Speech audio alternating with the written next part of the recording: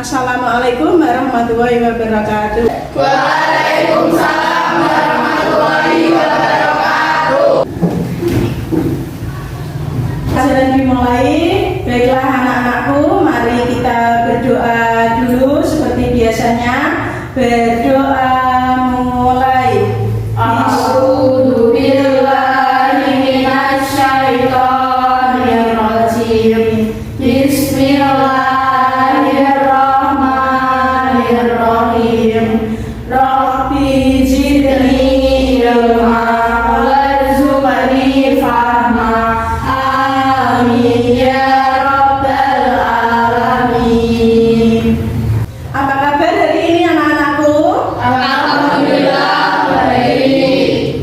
Ya, alhamdulillah. Ya, sebelum pelajaran dimulai, Bu Guru ingin mengabsen, ya, ingin mengecek kehadiran kalian. Ya, sebelum saya panggil satu-satu, ada yang tidak masuk hari ini? Masuk semua, ya. Masuk semua? Ya. Ahmad Fauzi, Saya Bu. hadir. Hadir. Dwi Nur Rahmawati, hadir. Rika Melani, hadir.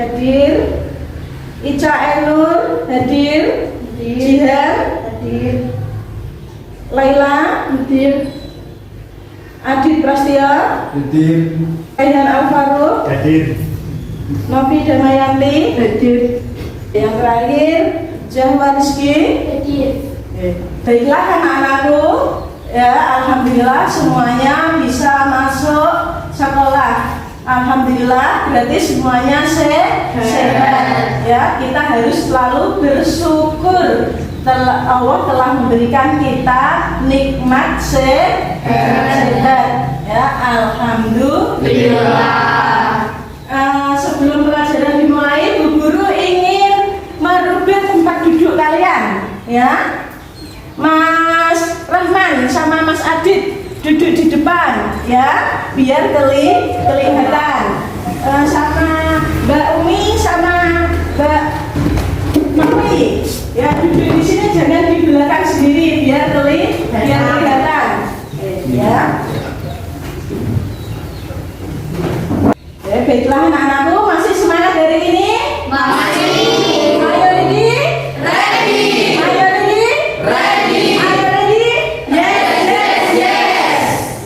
Ya, baiklah, mari kita lanjutkan materi yang selanjutnya. Ya, materi kita yang selanjutnya adalah sifat tercela.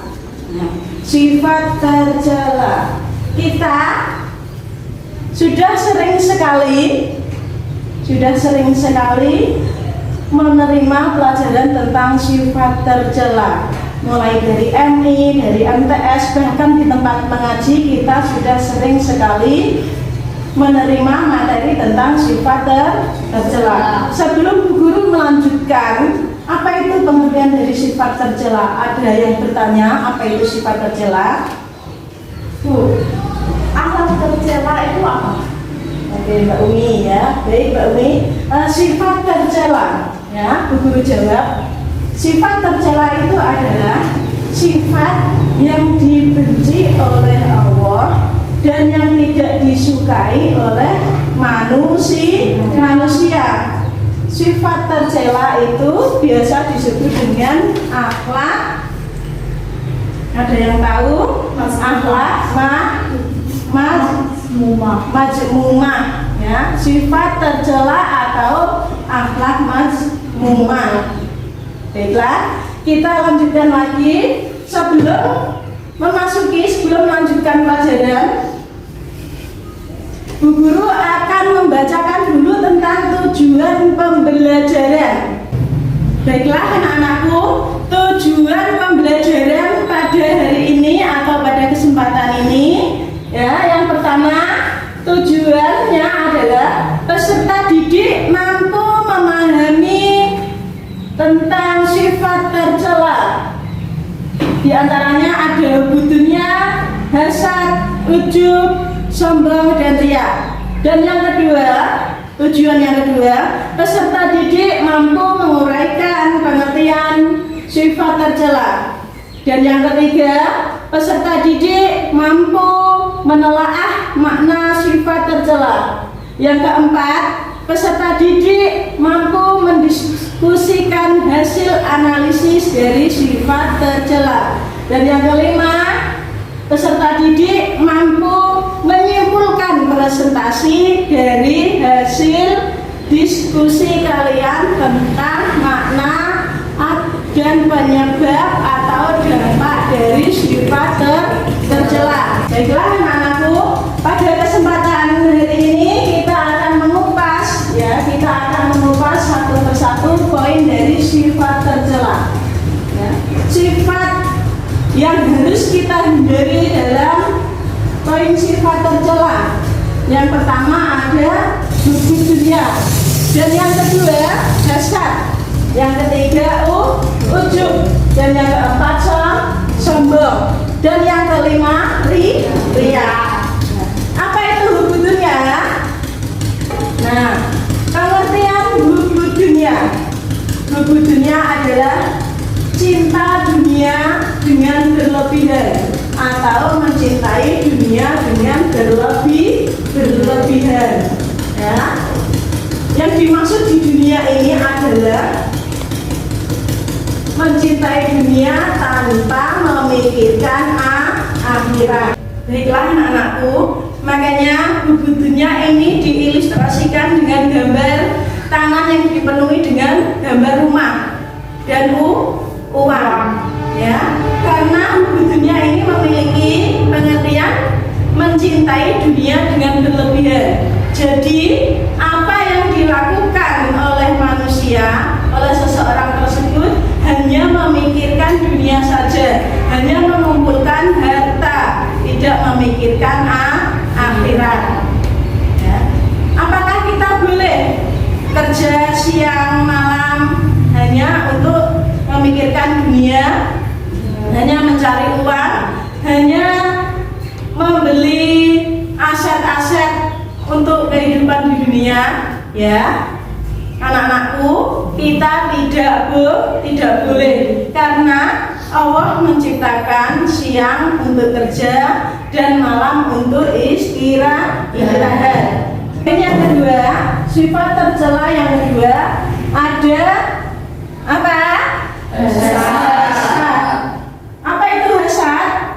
Mari kita simak bersama. Hasad adalah penyakit hati ketika seseorang merasa tidak senang jika orang lain menerima karunia dari Allah. Hasad secara bahasa berarti dengki atau benci.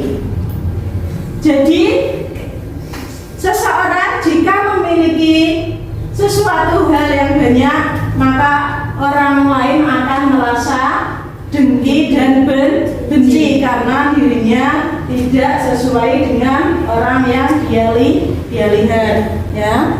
Terus hasad menurut istilah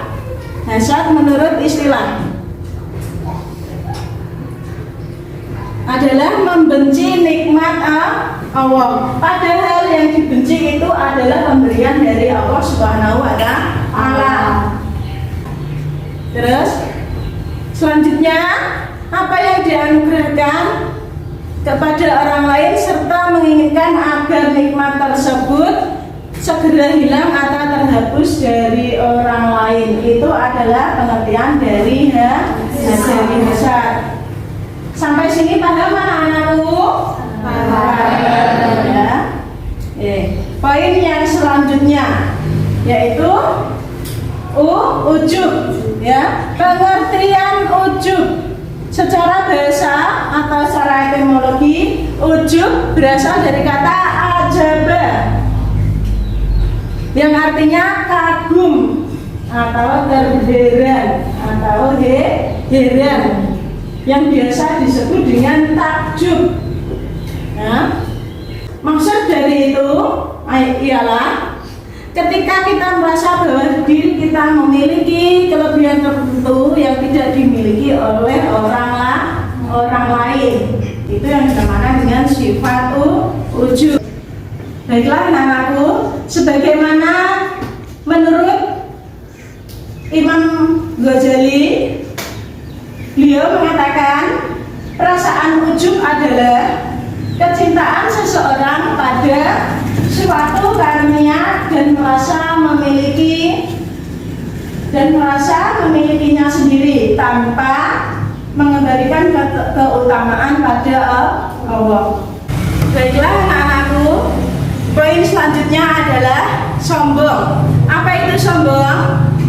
Ya, sombong adalah memiliki hati yang tinggi bahwa dirinya merasa mampu, yang lain tidak mampu. Itu adalah pengertian dari sombong. Ya, sebagaimana pepatah mengatakan, orang yang sombong itu ibarat, ya, orang yang sombong itu umpama orang yang berdiri di atas gunung atau di atas tiang. Dia melihat orang yang di bawahnya itu sangat kecil.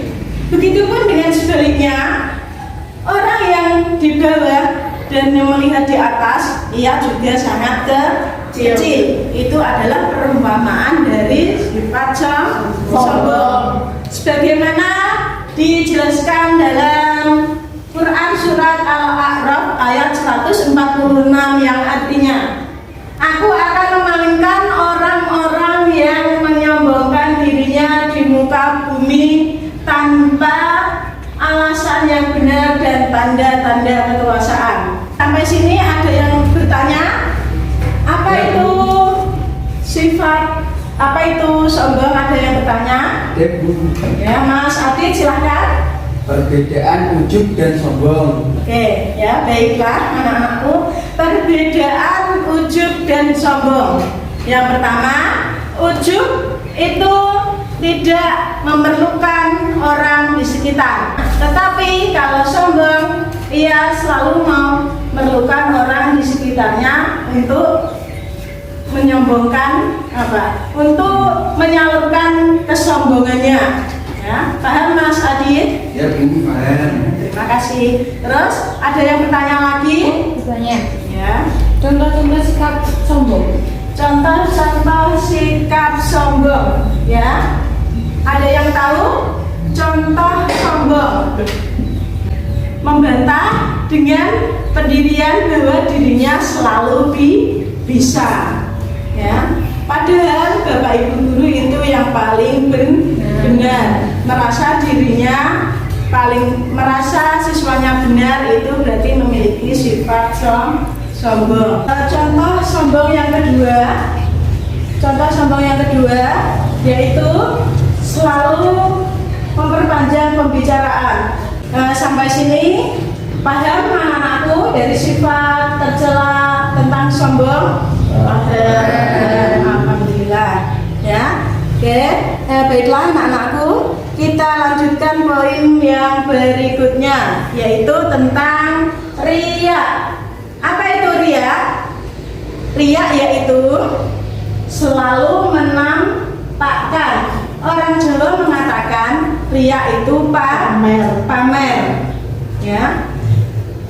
Pengertian riya menurut bahasa berasal dari kata al-riya'u yang artinya menampakkan sesuatu hal, ya. Terus memperlihatkan suatu amal kebaikan kepada sesama manusia. Secara istilah, riya adalah melakukan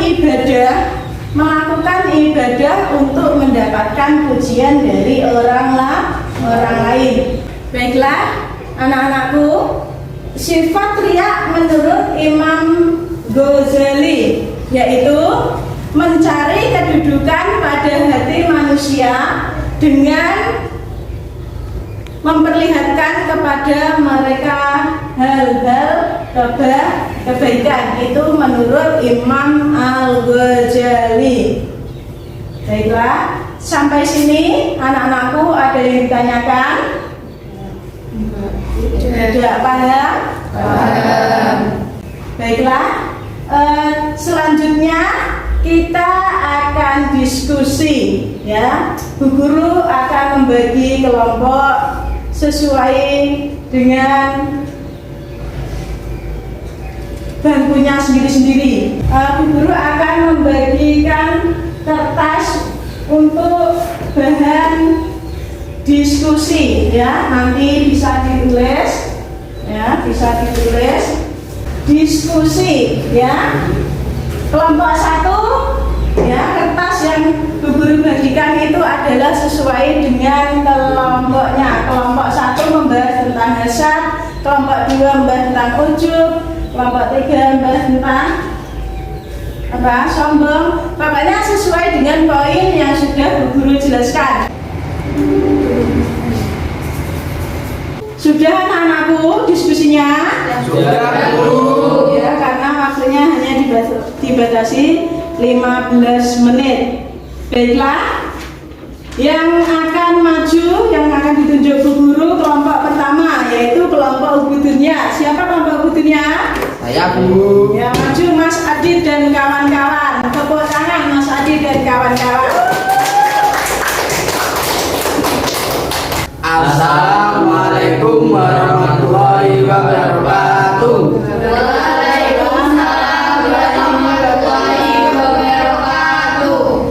Penyebab hub al dunia. 1. Menganggap dunia sebagai tujuan utama, bukan sebagai sarana mencapai kehidupan akhirat. 2. Suka mengumpulkan harta dengan menghalalkan berbagai macam cara. Demikian analisis dari kami. Kelompok 1. Wassalamualaikum warahmatullahi wabarakatuh. Silakan maju, Mbak. Maju untuk mendiskusikan dari dampak dan sebab serta bagaimana cara menghindari ya, sifat tercela hasad. Assalamualaikum warahmatullahi wabarakatuh. Waalaikumsalam warahmatullahi wabarakatuh. Hasad yaitu ada dua. Yang pertama ada rasa permusuhan dan kebencian kepada seseorang. Dampak negatif hasad. 1. Menghanguskan amal kebaikan, merasa senang jika orang lain tertimpa musibah, memutuskan tali silaturahmi. Ada yang mau ditanyakan? Mbak, mau tanya, coba disebutkan lagi dampak negatif dari hasad. Ada dua, yaitu hilangnya ketenangan dan kebahagiaan dan tidak dapat menyempurnakan iman. Wassalamualaikum warahmatullahi wabarakatuh. Waalaikumsalam warahmatullahi wabarakatuh. Keseluruhannya dapat kita simpulkan bahwa sifat tercela dunia, hasad, ujub, sombong itu adalah sifat tercela yang wajib kita hindari. Demikian, semoga kita selalu dalam keadaan sehat. Assalamualaikum warahmatullahi wabarakatuh.